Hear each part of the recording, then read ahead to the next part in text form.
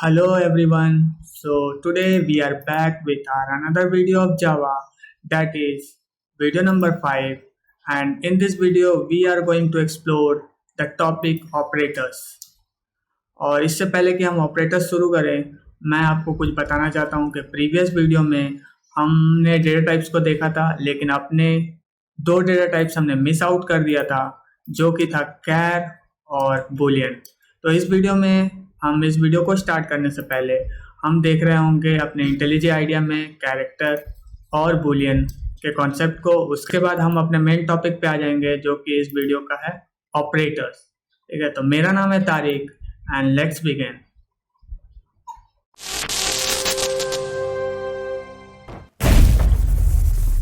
सो चलिए अब कर लेते हैं हम अपने इंटेलिजेंट आइडिया को ओपन और देखते हैं पिछला प्रोग्राम जो हम कर रहे थे।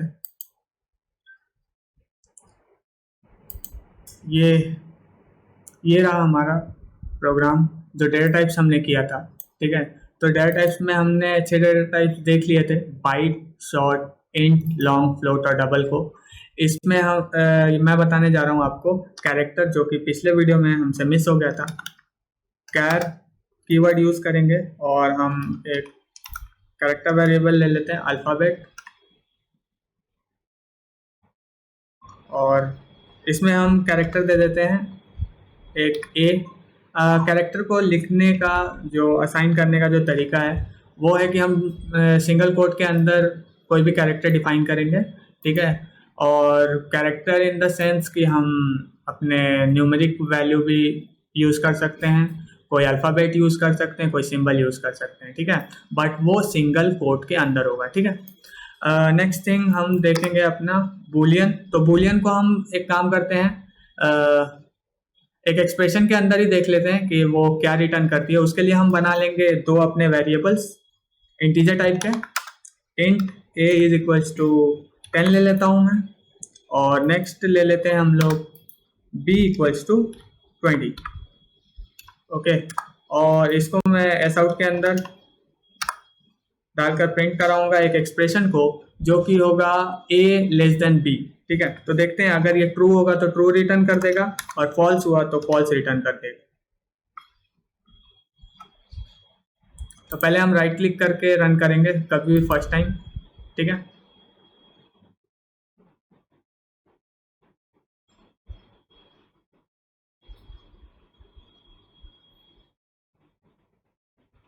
सो ये देखिए यहाँ पे हमको देखने के लिए मिला है ट्रू, और ऑब्वियस सी बात है ये ट्रू ही देखने के लिए मिलेगा, क्योंकि a is 10 and b is 20 and a is less than 20। ठीक है, तो ये चीज़ हमारा क्लियर हो गया कि कैरेक्टर को हम सिंगल कोट के अंदर लिखेंगे। कैरेक्टर अल्फा न्यूमेरिक हो सकता है और कोई सिंबल भी हो सकता है, और जो हमारा बूलियन है वो हम यूज़ करते हैं अपने किसी भी एक्सप्रेशन को ट्रू और फॉल्स में रिटर्न कराने के लिए। ठीक है, तो अब हम चलते हैं अपने नेक्स्ट इस वीडियो के टॉपिक पे, जो कि है ऑपरेटर्स, और खोल लेते हैं अपना वन नोट।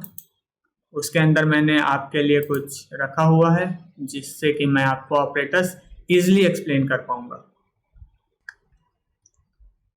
सो गाइज, ये टेबल मैंने आपके लिए बना रखा है ऑपरेटर्स को समझाने के लिए। उससे पहले हम देख लेते हैं कि ऑपरेटर्स होता क्या है। ठीक है, तो ऑपरेटर्स बेसिकली होता ये है कि कोई भी एक्सप्रेशन को आप एक्सप्रेशन इन द सेंस कि अलजेब्रिक एक्सप्रेशन को अगर आप सॉल्व करना चाहते हैं तो ऑपरेटर्स की नीड पड़ती है अपने प्रोग्रामिंग लैंग्वेज में। ठीक है, तो और भी बहुत सी चीज़ें हैं जो कि ऑपरेटर्स के थ्रू हम अचीव कर सकते हैं। जैसे कि अगर किसी वेरिएबल को अपडेट करना है, किसी वेरिएबल के वैल्यू को अपडेट करना है, आई मीन इंक्रीमेंट करना है या फिर डिक्रीमेंट करना है, वो कर सकते हैं हम अपने ऑपरेटर के हेल्प से। हम अपने वेरिएबल के अंदर लॉजिक को बिल्ड कर सकते हैं। सो बहुत ही वास्ट इसकी जो है नीड है हमारे प्रोग्रामिंग लैंग्वेज में। तो हमारे पास इस टेबल में कुछ मैंने ऑपरेटर्स लिख रखे हैं। उस ऑपरेटर्स को हम, ये बेसिक्स ऑपरेटर्स हैं, और कुछ हमारे एडवांस भी है इसके अंदर। एडवांस को हम बाद में समझ रहे होंगे। ठीक है, बट आपको एक्सप्लेन मैं अभी करूँगा।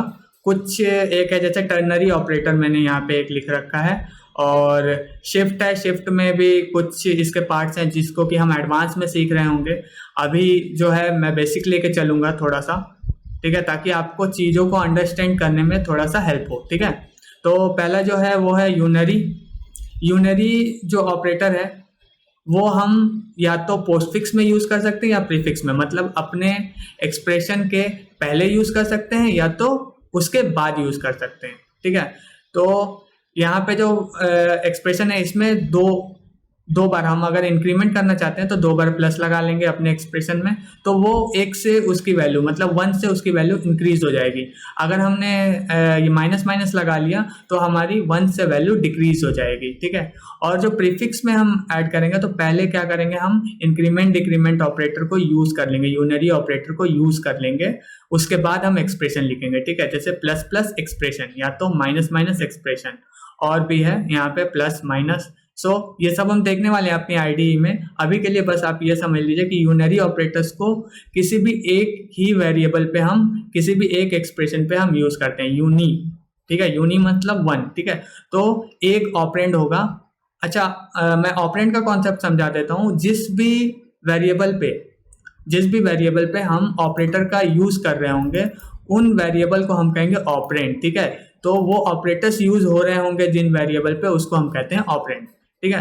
तो यहाँ पे यूनरी में सिर्फ एक ही ऑपरेंड आपका यूज हो रहा होगा, ठीक है। मैं बहुत ज़्यादा एम्फसाइज कर रहा हूँ चीज़ों को क्योंकि आपको समझ में आना बहुत ज़्यादा ज़रूरी है, क्योंकि ये सब हमारे बेसिक्स है जावा के। इसके बाद जब हम एडवांस में एंटर करने वाले हैं तो फिर हमको कोई प्रॉब्लम ना हो, इसलिए मैं इस चीज़ों को ज़्यादा एम्फसाइज करके और वीडियोज़ को थोड़ा लॉन्ग लेकर चल रहा हूँ, ठीक है। तो आप लोग थोड़ा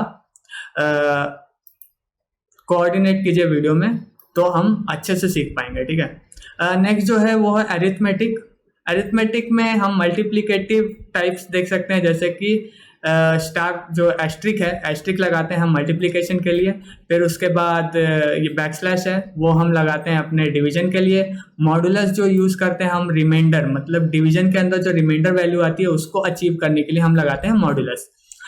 फिर एडिटिव है जो वो हम सब्सट्रैक्शन और एडिशन के लिए यूज़ कर लेते हैं, ठीक है। ये अरिथमेटिक ऑपरेशन है, जितने भी अरिथमेटिक ऑपरेटर्स हैं, जितने भी अरिथमेटिक एक्सप्रेशंस होंगे हम उनको इन अरिथमेटिक ऑपरेटर्स से सॉल्व कर रहे होंगे, ठीक है। फिर आता है हमारा शिफ्ट। शिफ्ट मीन्स हो गया कि हमारा जो भी वेरिएबल है उसको हम लोग शिफ्टिंग करते हैं।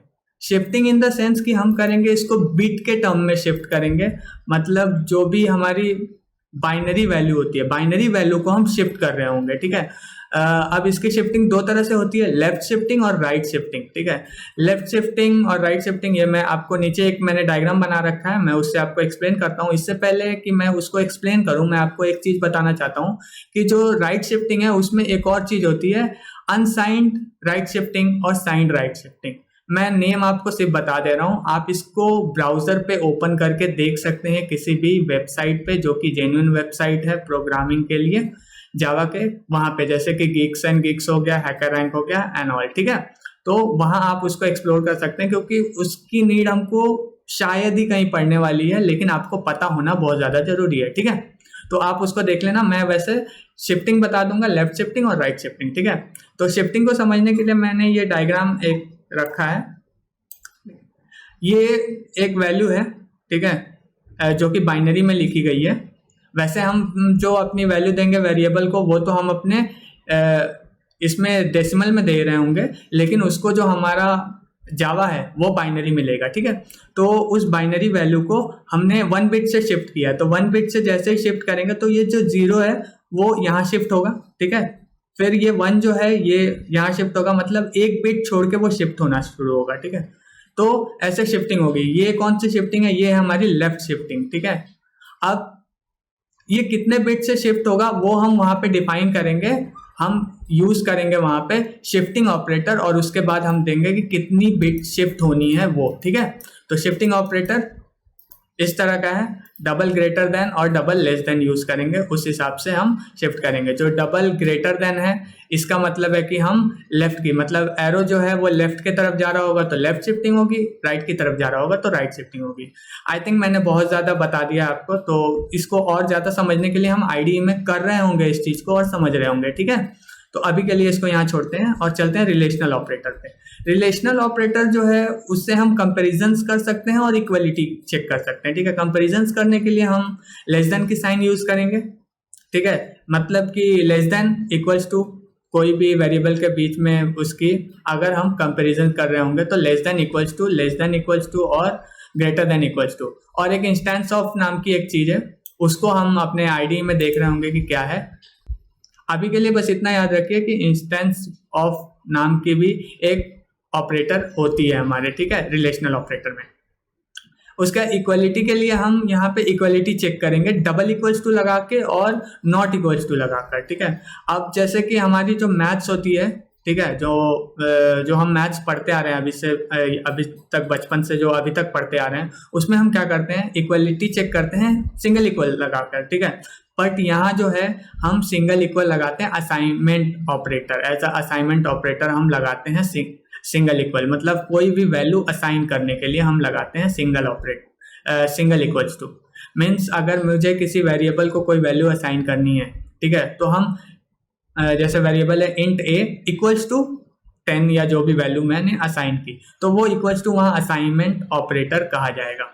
और जब हमें इक्वलिटी चेक करनी होगी कि a इक्वल्स टू बी है या नहीं है, तो a इक्वल्स टू बी लिखेंगे, ठीक है। ये हम ज़्यादा करके यूज़ करेंगे अपने कंडीशनल स्टेटमेंट्स में। कंडीशनल स्टेटमेंट्स आने वाली वीडियो में मैं कराऊंगा बहुत अच्छे से, तो वहाँ पे हम इसको यूज़ कर रहे होंगे। उसके बाद आता है बिटवाइज ऑपरेटर्स। तो बिटवाइज ऑपरेटर्स क्या है, इसको समझने से पहले हमको समझना पड़ेगा कि लॉजिकल ऑपरेटर्स क्या है, ठीक है। तो जो लॉजिकल ऑपरेटर्स है, आपने अपने स्कूलिंग टाइम पे आपने पढ़ा होगा कि गेट्स, ठीक है। तो गेट्स बेसिकली क्या होता है, हमने बहुत से गेट्स पढ़े होंगे, एंड, और, नॉट एंड ऑल, ठीक है। तो ये सब हमने गेट्स पढ़ा होगा। यहाँ पे हम एंड और को देखने जा रहे हैं, जो कि है इसका लॉजिकल ऑपरेटर नाम है, एंड लॉजिकल एंड और लॉजिकल, ठीक है। तो इसको समझाने के लिए मैं आपको एक एनालॉजी देता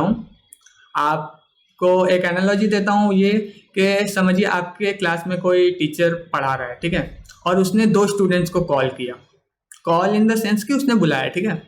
तो हम उन स्टूडेंट्स का नाम रख लेते हैं, आप वैसे नाम हम रख लेते हैं, एक माया रख लेते हैं, एंड नेक्स्ट जो नाम रखते हैं आप वैसे समीर की वीडियो तो आप देख ही रहे होंगे JDBC की, वो आप कंटिन्यू रखिए, क्योंकि जावा, JDBC और फिर डेटाबेस, ये तीनों को मिला के हम बहुत ही अच्छा प्रोजेक्ट बनाने जा रहे हैं फ्यूचर में।